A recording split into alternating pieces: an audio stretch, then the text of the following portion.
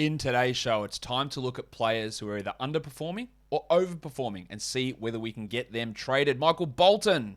Thanks, Josh. It's Michael Bolton here, and it's time for another episode of the Locked On Fantasy Basketball Podcast. Let's get to it. Let's get to it, indeed.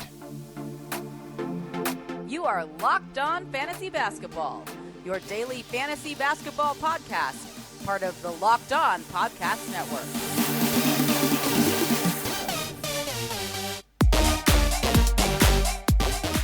Hello and welcome to the Locked On Fantasy Basketball Podcast, brought to you by Basketball Monster. My name is Josh Lloyd and I am the lead fantasy analyst at basketballmonster.com and at Yahoo Sports Australia. And you can find me on Twitter as always at redrock_bball and on Instagram at Locked On Fantasy Basketball. Today's episode is brought to you by Rock Auto. Amazing selection, reliably low prices, all the parts your car will ever need. Visit rockauto.com and tell them that Locked On sent you. Thank you for making Locked On Fantasy Basketball your first listen every day. It really does mean a lot that you guys choose to listen to this show every day and all the stuff that I put out.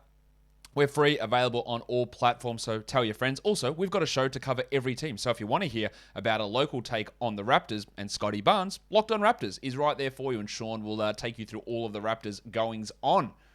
Was that a slight tease? Was that a segue into talking about sell highs and buy lows? Yes, it was. Let's look at some sell high options. And I know that people are going to hate it. Josh, you just hate this guy. I don't. I actually really like him. I think he's fun. He's definitely outperformed any of my expectations. I still think Scottie Barnes is a sell high. Over the last 2 weeks, he's the 58th ranked player. In category leagues, he's 49th in points leagues. Yes, the game where Siakam returned, he did have some foul trouble. That is true. He still played 31 minutes and had a usage of 12%. Right? I don't think that he will move out of the starting lineup, but what I do think is that his usage, which seemed really outsized for what we expected from him, will drop down. Will it stay at 12%? I highly doubt that, but I do think there's going to be a drop-off with Barnesy. And again, part of trading and part of fantasy is using psychology. And you can tell by any time that I say something about Scottie Barnes, you will find a bunch of people coming. Like I said yesterday, man, Evan Mobley at $4 for Rookie of the Year. I love that bet. I actually went and put $100 on that myself. All right, I love that bet. He was one of my preseason best bets at $12 for Rookie of the Year, and I still think at $4 it's worth putting more money on. Right? So I said that, and then people just responded, Scottie Barnes though. What about Scottie Barnes? Scottie Barnes. Like people are obsessive about this guy. So I can look at this, I think, somewhat objectively and say, well, okay, first game back, yep, the minutes might have been down. Maybe they don't stay down. But the usage drop and the fact that he doesn't hit threes and he can be poor at free throws and the assists haven't quite always been there and he's still, there's still some holes in his game. I think he's going to drop back, but they just love the energy. Rightfully so. He's awesome. Like, he's so fun. But does that mean he's going to remain a top 60 fantasy player? I have significant doubts about that. So I think you need to be looking into a trade. He was traded straight up for Miles Turner in the last 24 hours. I'd take Turner there pretty comfortably. He was traded with Seth Curry, who's another guy who's a sell high. Not on this show, but he's a sell high. Traded straight up for Shai Gilgeous-Alexander. There is value in Scottie Barnes. And I always got to throw this in, but let's throw it again now. These do not mean sell these players at all costs. The buy lows do not mean just go out and get these guys. It means inquire, see if you can get a good deal. If you can't, you hold on and you ride it out. That's how these do. Do not be super keen to trade. The other thing to be careful of, anytime there is more than 5 players involved in a fantasy trade, it is almost definitely a bad trade. So anytime there's if you ever say, hey, what grade this trade, and it's a 3 for 3, I'll just say, get out of here. Like, it's too many players, and it just changes the makeup of a team too dramatically, and it's almost always going to be a loss. Almost. Probably not always a loss, but you know what I mean. It creates too many variables that create those sort of issues. All right. Another guy who is dominating at the moment, Cole Anthony. Now, I put this one on here to highlight how well he is playing. You, in a lot of cases, are going to be better served with holding on to Cole Anthony. But over the last 2 weeks, Anthony is the 17th ranked player in category leagues. 17th. He's 32nd in points leagues. How is he doing this? Well, he's averaging almost 22 points per game with 7 rebounds and 5 assists. He's shooting 48% from the field and 84% from the line. Like, I think he's a good free throw shooter, no doubt. Is he a 44% three-point guy? Yeah, on however many attempts per game? 8 per game? Is he going to play 35 minutes every game with a 25 usage? I don't know. I don't know what the hell happens when Markelle Fultz returns. At the way that Cole Anthony's playing, he should be their starter. That's simple as that. But he has shown an issue with efficiency at all points in his career. And I expect that this 48% shooting run over the last 8 games probably does come back. And that means his 3-pointers, his scoring drops as well.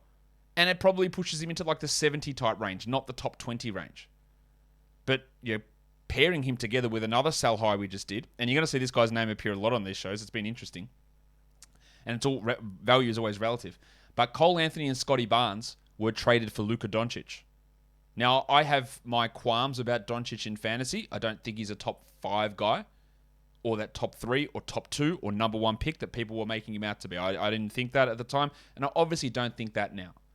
But I do think that Doncic is going to finish as a top 25 guy at worst, and better than these two guys, Barnes and Anthony. So he is a guy who is out there and available, and that's a trade that happened. So you can't move on from that, or you can't just completely ignore that sort of stuff that's out there, because people do overrate players at times. Guys, we've got a new sponsor today. Do you know that free trials, they often renew without your consent? It's a business scam. Don't let greedy corporations pocket your money. You can download Truebill to take control of your subscriptions. Truebill is the new app that helps you identify and stop paying for subscriptions that you don't need, you don't want, or you simply forgot about. On average, people save up to $720 per year with Truebill, because companies make subscriptions hard to cancel. Truebill makes it incredibly simple. Just link your accounts and Truebill will cancel your unwanted subscriptions in one tap. That sounds awesome. Because Truebill has this, it's what it does. We all know we have these things, we sign up for them, and then we just forget that they're there, and money just comes out of our account, and it just comes out and just comes out. Truebill has over 2 million users and has helped them save over $100 million. Corporations hate them. Oh, that's just my ad-libbing. Like Matthew B says, in a matter of seconds, I saved $660 for the year on my DirecTV bill. I saved $120 for the year on my Sirius XM bill, and I saved $840 on my car insurance. Wow, that's crazy. So don't fall for subscription scams. Start canceling today at truebill.com/lockedonnba. Go right now, truebill.com/lockedonnba. It could save you thousands a year. truebill.com/lockedonnba. I want to tell you also about Prize Picks, which is daily fantasy made easy. It is just you versus the projections in this one. Prize Picks offers not only the superstars for their over-under props, but every player, even the bench guys, getting a handful of minutes. Whatever props you can think of, Prize Picks have it. So you get 2 to 5 players, you get their over-unders on points, rebounds, assists, blocks, whatever it is, put them together, and you can win up to 10 times your entry fee. So when you go on there for the first time to prizepicks.com, use our promo code NBA, you can get 100% match deposit up to $100. They also allow mixed sport entries as well. Football combined with basketball, chuck them all together and see how you go. The entries can be made in 60 seconds or less, and withdrawals are safe and fast. So go to prizepicks.com, sign up using the promo code NBA, or download their award-winning app from the App Store or from Google Play and get started. Prize Picks is daily fantasy made easy. All right, another sell high guy to look at. Remember when people were dropping this guy, the swimmer, Jordan Poole? Well, he's flying. He's the 42nd ranked player over the last 2 weeks. He's 76th in points leagues. We do worry about what is going to happen eventually when Klay Thompson returns. That might be in February, in terms of Klay being back at full strength. Recently, Poole has been the number 2 option ahead of Andrew Wiggins. And I actually don't hate that for the Warriors. He showed he could get to the free throw and he showed some assists. I think he's going to have some really, really solid value. But as a top 50 guy, I'm not sure. I think we are going to see him drop off. He's shooting almost 50% from the field for 19 points in 29 minutes. He hasn't missed a free throw. Not that he's getting a ton, but he hasn't missed a free throw over his last 6 games. His usage is at 26%. He's averaging over a steal per game. It's that efficiency that worries me there, that 49% from the field for Poole. I do think that'll come down. That includes 65% from 2. So that is going to drop off. He's been really good, obviously. But look at the 2 names who are there. And one of those guys I had on the sell high list. But it's all about relative value. Like, I would rather Scottie Barnes than Jordan Poole. Even though I think Scottie Barnes is a sell high. You could turn Jordan Poole into Scottie Barnes and then turn that into Luka Doncic. Yeah, it's great maneuvering. You can also, someone did also trade Jordan Poole for the pencil, Harrison Barnes. Barnesy. It's double Barnesy here. Barnes has been great, and I think he is somewhat of a sell high as well. But I do think he's going to be better than Jordan Poole. So if you can switch those two around, like that's a great move. Here's another one that people will be upset about, maybe? I don't know if that's the right word. Nice, Gary! Gary Trent Jr. Now, I will stand by what I said about Gary Trent. I did not think he was a draftable player. He played 31 minutes a night last year. He wasn't a top 180 guy. He offers points and threes and did it with poor field goals. No rebounds, no assists. But what he's done this year has gone absolutely bananas with his steals. He is the 61st ranked player over the last 2 weeks and 64th in category league, in points leagues, because he is averaging almost 3 steals per game. He's shooting under 43 from the field. He never gets to the line. He's averaging 16 points with under 2 assists and just 3 rebounds. So all of that other stuff is basically in line with what I anticipated. I just didn't expect him to go from 1 steal to 3 steals. And I think that's fair enough. I do think that his steal rate and the way that he's playing defense is going to maintain a higher steal rate than he's had in his career in the past. I do believe that's the case. And I think he probably can stick as a 12-team league guy on the back of those steals. But I do not think he's going to maintain 3 steals per game. He also may lose a little bit of usage with Siakam back, so the 16 points might go down to 14.5 or 15. And then that pushes him from the 61st best player to the 130th best player. It's a big drop-off. He was traded straight up for Mo Bamba. He was also traded along with Tyrese Maxey for Trae Young. That is insane, that one, but I just wanted to throw that out there, maybe that's cheating, maybe that's collusion, or maybe that's just a bunch of kids cover your ears, dumb fuck owners don't know what they're doing. But it happened. People love seeing those numbers. People often don't look into context. They'll look at pure rankings or they'll look at pure steals and they'll go, man, well, he's just going to get 3 steals every game now. And that's not really how it works. Could he maintain at 1.7 steals? Yeah, and that would be a huge win if he did. He could maintain that. But 2.8 versus 1.7 is a big difference. And everything else about his game, the low rebounds, low assists, the poor to below average efficiency, is still the problem with Trent. So I do think that he is a guy that you can look into selling. And I also think that it would be negligent if I didn't mention this one as a sell high. DeMar DeRozan is the 5th ranked player over the last 2 weeks in category leagues and 12th in points leagues. He hasn't really been traded because people aren't really buying into this. He's averaging 30 points over 6 games, shooting 53 and 92. He's hitting 1.2 threes. That's probably the most unrealistic part of this. Now, he has established himself firmly as option 1B behind Levine's 1A on the Bulls. Well ahead of Vooch. Vooch, just forget about it. I don't think that's coming back for Vooch, the usage. But I also don't think that DeRozan, who I think I had him like 55th, maybe around that area preseason. I think, I've adjusted that obviously with the way his usage has looked. Push him into the top 35, maybe top 30. Top 10 on 30 points per game with that insane efficiency just isn't realistic. So it is going to fall off somewhat. So if you can acquire a top 20, top 15 player for DeRozan, not out of the realms of possibilities, like a Brad Beal who's struggling a little bit, I would consider that. Let's look at some buy low players now. Some of these buy low guys will have been dropped, like Jalen Green, and rightfully so. In terms of everybody who is rostered in the vast majority of leagues, like 90% of leagues or more, Jalen Green has been the worst performing player over the last 2 weeks of guys that have played. He's the 277th ranked player. He's 187th in points leagues. That is, without doubt, atrocious. Like, it's atrocious. He's averaging 12 points on 31% shooting. Half a steal. Under 3 rebounds. 1.4 triples. Not hitting his free throws. At this point, right at the moment, the NBA game is too much for him. He cannot be efficient. That is not to preclude him getting better. In fact, I guarantee you he gets better than this. I think that he is a solid guy who's going to be top 100 for the final 3 months of the year. But it's going to be rough. It's going to be rough initially. If he's dropped, he's an auto ad for me, and I'll just have to suffer through some bad weeks. But look at some of these trades. Straight up for Chuma Okeke. What are we doing? For Luke Kennard. You're desperately chasing wins right now.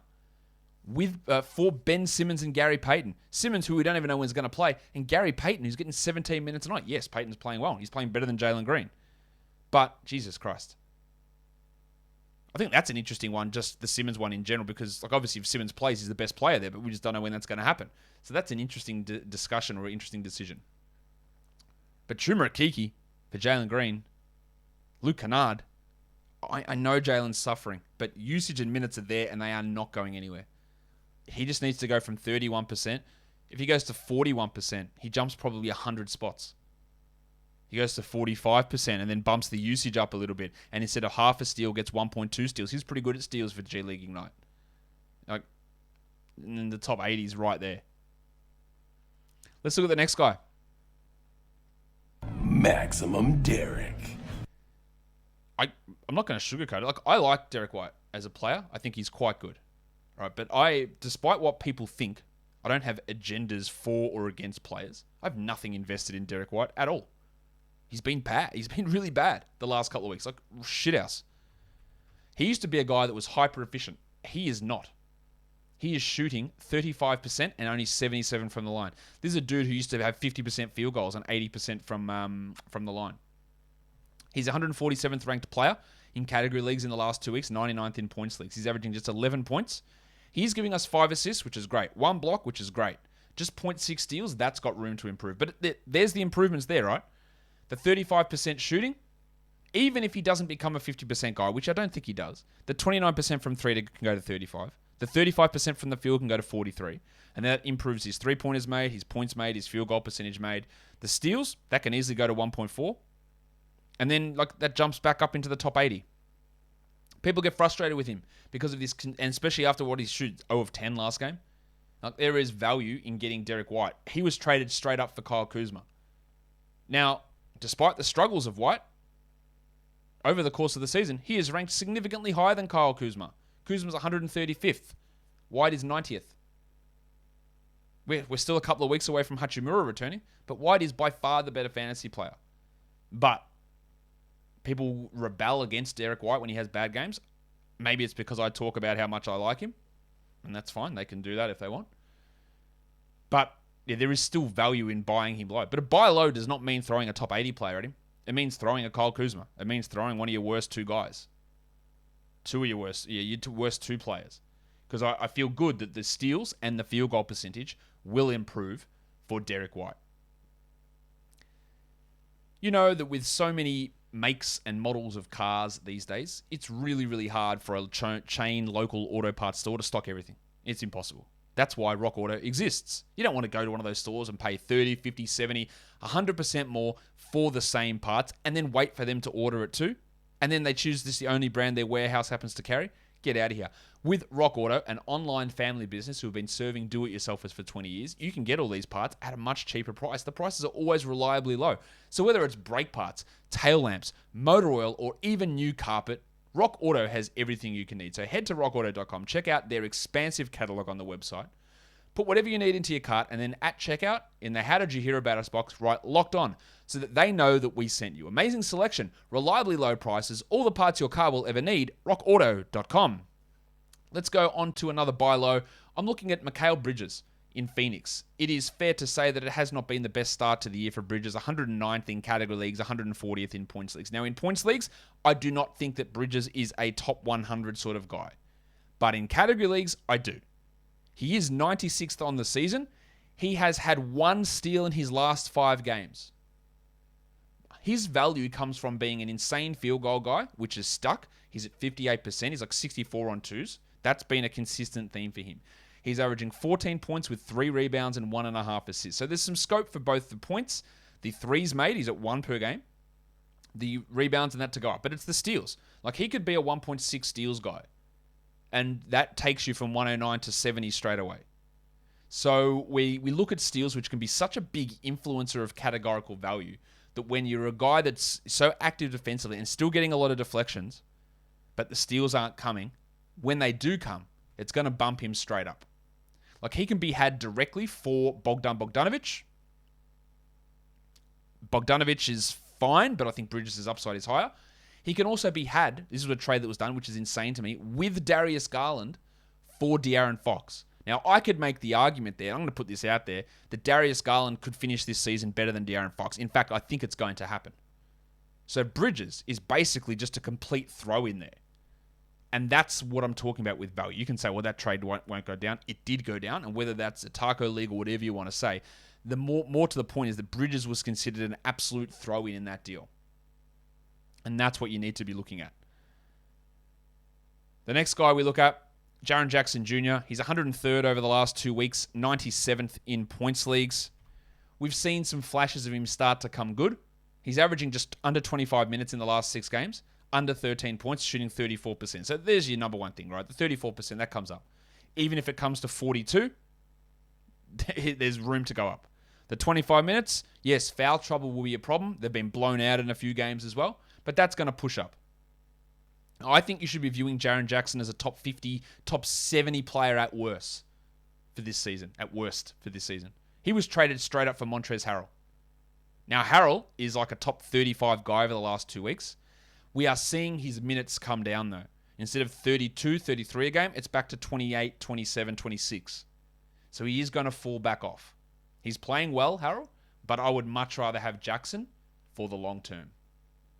And then we look at the last one, and that is a buy low on Christian James McCollum. You've got the worries with Lillard as well, which who knows what's going to happen with Lillard. Yeah, he probably keeps playing through it, but there's been struggles. But McCollum, I looked at CJ and went, he's been killing it. Yeah, that's fine. He's the 80th ranked player over the last 2 weeks. 53rd in points leagues. And I went, okay, wow, that's weird. He's averaging 20 points. So why is it so low? He's shooting under 40% from the field and only 67% from the free throw line. So it's about finding who's got CJ, seeing if they lost their matchups, seeing if he contributed to losing them by costing the percentages, and seeing if that person is a real rankings adherent. Well, look at where he is. Look where he is on the player radar. All right, those people exist. I am not suggesting that CJ is going to go back to being that top 20 guy he was in the first week and a half of the season. But I do think that around a top 50 area is probably realistic, as both of those percentages start to come back up. He was traded straight up for Jeremy Grant, which is craziness to me. He was traded along with Carmelo Anthony for Klay Thompson and RJ Barrett. What? That's insane. What? Klay Thompson and RJ Barrett? Someone's obviously overrating RJ Barrett and expecting a lot from Klay Thompson when he returns. Again, maybe this isn't realistic, but there are people out there. It's not that's not realistic. It happened. And both of those are crazy to me. Yeah, people, you got to look for it won't happen in every league. And by no means does any of this happen in every league. It just doesn't. But it's always worth looking at when a player drops over a 2-week period, what you can do to extract 20, 30 spots of value. And I think that's what you can do with Siege. That'll do it for me today. Don't forget to follow this podcast, Apple Podcasts, Google Podcasts, Stitcher, Spotify, the Odyssey app, and on YouTube. Give me a thumbs up. Leave your comments down below, guys. We are done here. Thank you so much for listening, everyone. See ya.